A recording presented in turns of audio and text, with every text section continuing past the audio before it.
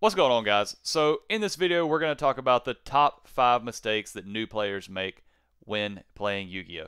So maybe you're somebody that's just returning to the game after some time and you've maybe lost your touch, or you're somebody who has literally never played the game before and you're just trying to get back into it. I think this game will help you a lot. So before we get off on a tangent or something, let's get right into it. So number 5 on the list is shuffling properly. And when I say shuffling properly, there's many different methods: power shuffling, riffle shuffling, etc. So typically, in between every round, or before every round, or between every game, you're going to have the opportunity to shuffle, power shuffle, riffle shuffle, whatever, and then you let your opponent shuffle, cut the deck. This is going to ensure randomness and at least equal grounds with your opponent on being able to draw a balanced, consistently random hand. If you don't shuffle well before every round, then or before every game, match, whatever, what'll happen is as you play the game, you end up sort of stacking your deck in a way that actually is terrible. So what people will do when they cheat is stack their deck in a positive manner. If you don't shuffle your deck, then you end up stacking your deck in a negative manner because all your good cards are going to be clumped together. So let's just assume your opponent cuts your deck in half. Guess what? All of your good cards are on the bottom now, and it's just not good. So number 4 on the list is read your cards. I know this is going to be like, well, duh, aren't you supposed to read your cards?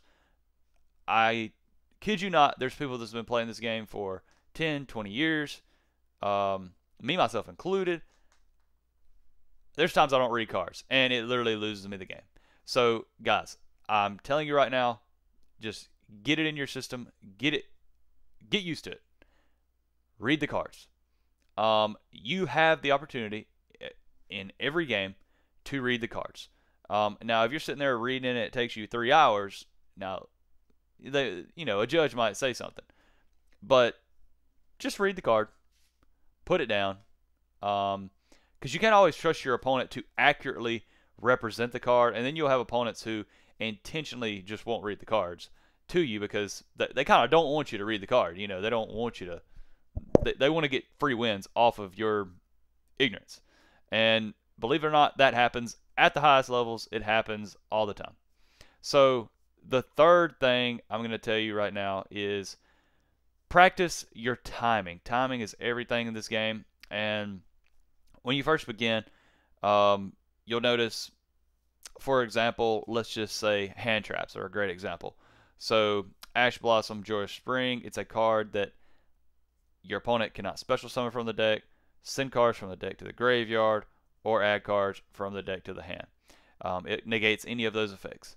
There's a lot of situations where when you're first coming into the game, you will just use that card anytime you see it. First time your opponent does one of those effects, you'll just activate. And while that might work out in the beginning, and it might work out against opponents who are not as experienced and skilled in the game, there's something called baiting. And a lot of players will bait you with their first action. And it's a way to not only make you use your hand trap, it's also a way to get a feel for your level of opponent. So basically what I'm saying is don't just use an effect just because you're able to use the effect. Actually read the room and kind of try to think ahead in like chess. Each move you make is not really a move for now, it's a move for later. So anyways, don't just jump the gun and fire off every effect that you have at one time. Like I said, timing is everything. So number 2 on the list, and this is going to be something that is a little not related to the game itself. It's going to be sure to make friends as you're doing this. Don't be the guy that comes to locals that's like, oh, I'm here to dominate and get these 8 packs. I'm here to. I ain't here to make no friends. Guys, this is supposed to be a game about. It's a game. First off, it's a game. It's supposed to be fun. There is not a there's no cash prizing in this game. So what's on the line is never that serious. So don't be this hard ass that tries to win every game, that tries to dominate your opponents. Like, okay, you're dominating 20-year-old kids at locals. Okay, you're so cool. Okay, don't be that guy. I mean, you are here to have fun, make friends, and as you do that, as you're a good sport, it just tends to happen. Good things come your way. That's my philosophy. So, like I said, just be a good sport. All right, guys. So, number one on the list is playing a deck that you actually enjoy. If you're miserable when you're playing the game, then it's not going to translate to good play. I'm sure there's some people out there that are very robotic in their competition, and they're like, well, I can just play this deck. I don't really like it, but I can just play it well and win, you know. But are they actually enjoying it and having fun? Like I said, it kind of goes with the last one. If you're not having fun, why are you playing? So I recommend somebody, especially starting out, find a deck that you like. There's plenty of simulators online. YGO Pro, Dueling Book, Dueling Nexus, YGO Mega. There's so many simulators out there. You can try all these decks before you go out and buy one. You can go to typically any card shop, any retail store, buy 3 structure decks, put them together. There's so many online resources, YGO Pro Deck, without having to invest a ton of money into a deck before you realize, you know what, I really don't enjoy this. And that's going to make your overall experience not enjoyable, and it's not going to translate to good, proper play style. So I would say that's the biggest thing, is find a deck that you like, that you can actually get good at.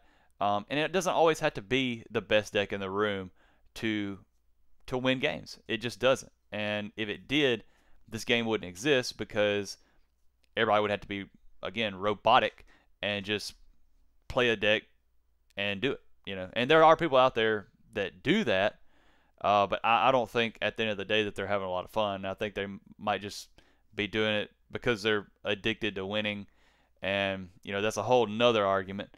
And I think some of us will suffer from that, is like the need to just win.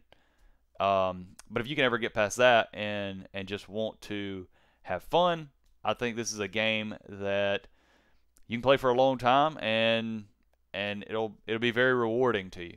So, anyways, guys, be sure to like and subscribe.